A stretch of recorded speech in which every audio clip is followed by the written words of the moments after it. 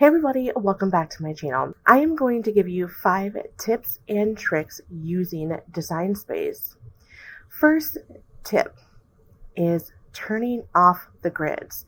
You will notice in my Design Space, my grids are turned off. I do find that if I have a lot of images, the grids really just kind of get in my way. And honestly, it's not really helpful because you can't snap into the grid. Now, if Cricut would allow us to snap into the grids, it would be very helpful, but there really is not a point to them. At least for what I do, there's no point. So how do we turn off the grids? Well, it's simple. Come up to where your name is, hit the little down arrow, come down to settings, then go to canvas, and you will see canvas grid, full grid, partial grid, no grid. So right now mine is currently set at no grid. Partial grid has just a bigger amount of squares instead of it being a full-size grid, which means you have an even tinier grid, if you will. I personally just think that it just gets in my way and it's not really helpful, so I just leave it at no grid. Here's some bonus content for you. If you are using imperial or metric, you also can change that right here from imperial to metric or vice versa. But since I'm located here in the US, we use imperial, so we'll leave that just as is. So once you make your selection, you can go ahead and hit done.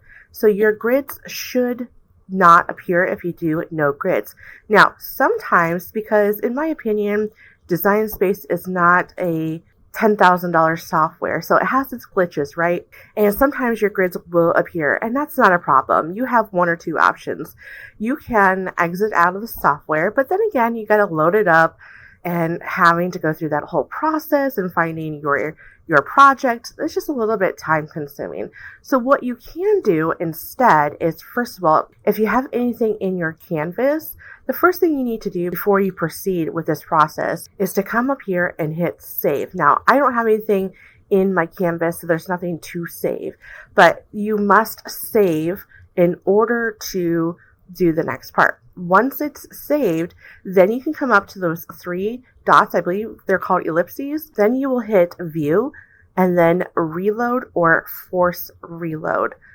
Either one of those will work. You have to be careful with force reload. It will not save your work. Any progression that you made from your last save until you do the force reload, it will not save any of that work. So just be careful. And here's another bonus little tip for you. If you were to install a font while Design Space is opened, you will not be able to find that font located in your, let me go ahead and open that up, in your system. It will not show up. That's because Design Space is running on what was currently set when it was loaded up. So if you want Design Space to recognize the font that you installed, just go back to those 3 dots, the ellipses, and then go to view and then reload. Once you reload, then your font will then show up in your list. But again, you have to reload it. An alternative would be to exit out of the software and then get back into the software. Tip number 2 is layer order. You will see that I brought in an image from Design Space Images. I want to go ahead and draw a square around this. For just to give me ideas, let's say I'm working with a blank that has a wood blank that's 7 by 7. And I want to see what that looks like on the butterflies, the sizing. I want to see if the sizing makes sense for the blank that I have. But you will notice that the butterflies are behind this square. And that's just simply because it's on top, obviously, on top of the butterflies. So you can hold down your control button while selecting your square. Hold down your control and then the left bracket, and it will bring it down underneath the next layer. Here's the thing. When you have a group and you're dragging and dropping, Design Space is wanting to add it to the group. So a way to avoid that from happening is using the keyboard or just grabbing the butterfly group and putting it above the square. That way the square does not become this group. Designs, again, this is not a $10,000 software that people are purchasing. It's a free software. So it's going to have its glitches. And I don't know if that's a glitch or just how they run their software, but all you have to do is just then move the group. Now, if this was, for example, I'm going to go ahead and weld it. So it's one weld. You can click on the butterflies and move it around, or the square. But because, I'm going to undo this here. But because this is a group, you got to be careful. So just note that you have to move the group around, not the individual square. So that is tip number 2. Also, here's another bonus tip. Design Space has recently, and I would say within the last year or so, have come out with what's called Guide. So that way you don't have to worry about turning this off in order for you to cut, or hiding it by clicking on the little eyeball there. Because if I were to go ahead and hit make it, it will actually create 4 mats. 1, 2, 3, and then this will be on the 4th mat. So in order to avoid that happening, all you got to do is change it from a basic cut to a guide. And there you go. Now when you go ahead and hit make it, this will not show up and you will only have 3 mats for the 3 different colors. Tip number 3 is changing the color of your canvas. Cricut Design Space defaults the canvas to white, but for some, it may be hard to see the images that are in Design Space because of the image color. So sometimes it's really, for example, for me, I work with engineering software and architecture software, and we use a black background. Just makes the color of the lines a lot better for us to see. So if you're like me and prefer the white or prefer the black background, you just simply click on the blank canvas, come up here at the top, click on color, and then go ahead and select what color you want to use. And it changes the canvas color background. Really neat. And now you can see your image a little bit better. Now be careful, because when you create a shape, a basic shape, it will default you to this gray tone color. So it does, like, and text is no different. It defaults it to this gray. So that's the only downfall when it comes to selecting a black canvas, because Design Space will default a gray color. Tip number 4, the difference between slice and subtract, and what I would recommend using. So let's go ahead and go through the functions of each of them.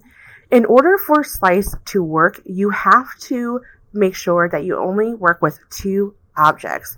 It will not work if you have a group of items and trying to subtract that from a single item.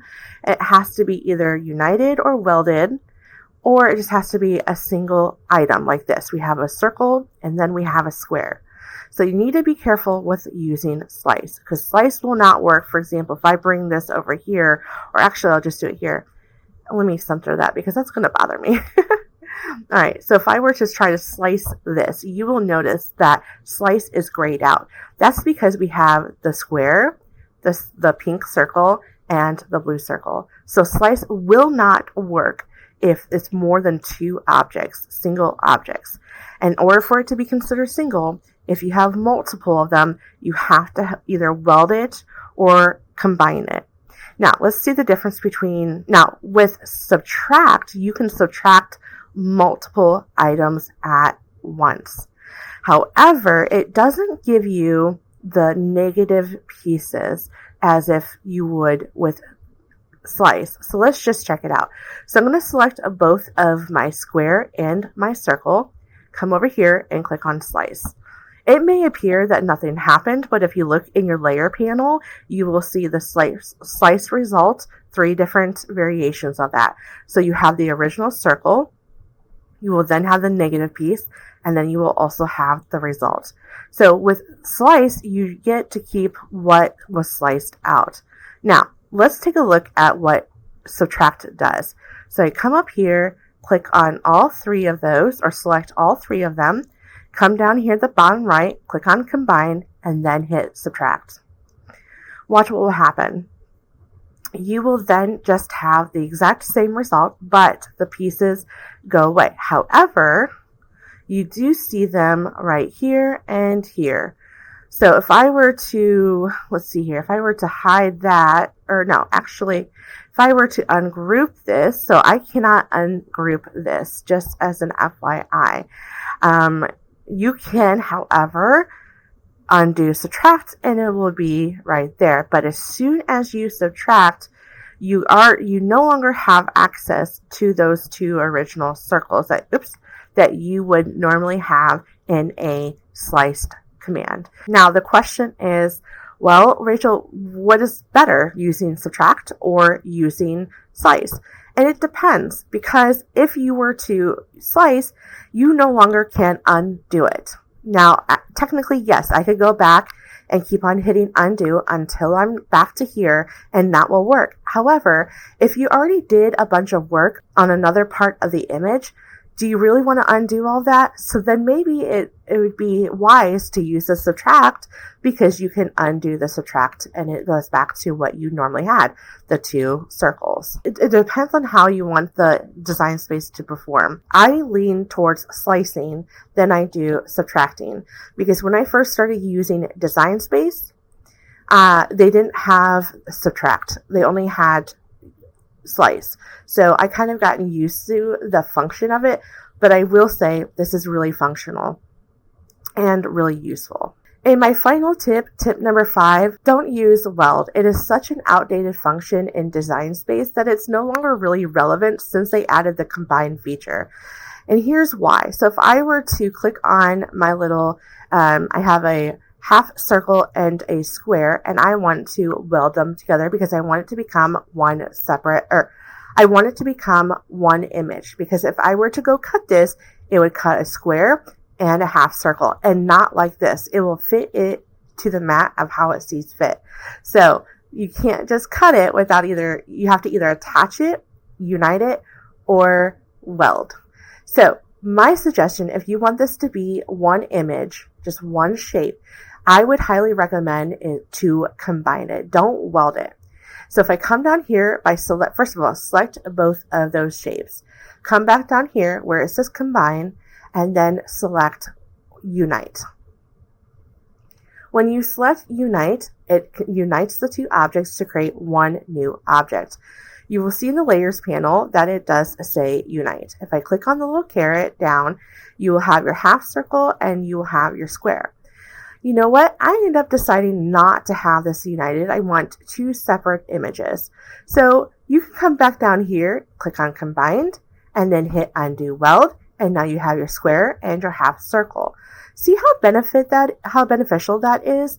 Now, if I were to do that, if I were to weld this, however, so again, selecting my square and my half circle, come down here where it says combined, and then hit weld, the function is the same. However, when you look at the layers panel, you will see that in fact, there's no option or drop down menu where I can select the square and the half circle. It's just one object. So that is the downfall. Now, if I end up changing my mind, I can always undo that. But going back to what I was speaking about, slice versus subtract, it's the same thing. Because if I start working on an image and I'm maybe an hour into it, and then I come back to this, and then I realize, oh crap, I actually don't want this welded together. Your only two options, and they're not the greatest options, is to undo until you get to this point, or delete it and redo it. That's the only two options you have, and they're not great options. So in my opinion, honestly, Cricut really just needs to get rid of weld, since they added the whole, let me click on both of those, since they added the unite feature. This is such an old, and this has been there since the beginning of time, and it's really just unnecessary now that they have unite. I honestly can see why they have subtract, because again, subtract and slice works the same way, but just like weld, you can't undo a slice unless you undo, all the work they did. Now, of course, if you're just doing this and that's all you're doing, then yeah, sure, go weld away, because it's going to be an easy undo. But as soon as you start working on something else, and then you come back and realize you don't want them welded together, well, then you're going to have to think twice about doing that again, because you either have to undo everything or you have to redraw it. So again, my recommendation is to quit using weld and always use combine. And that way, if you end up changing your mind, you don't have to hit that undo button several times. All you got to do is select the image and then come down to combine and hit undo unite. Well, that's all I have for you in this video. Thank you so much for watching. Be sure to hit that subscribe button to learn more about Design Space, crafts, and cards. Thank you for watching. I will catch you guys in the next video. Bye.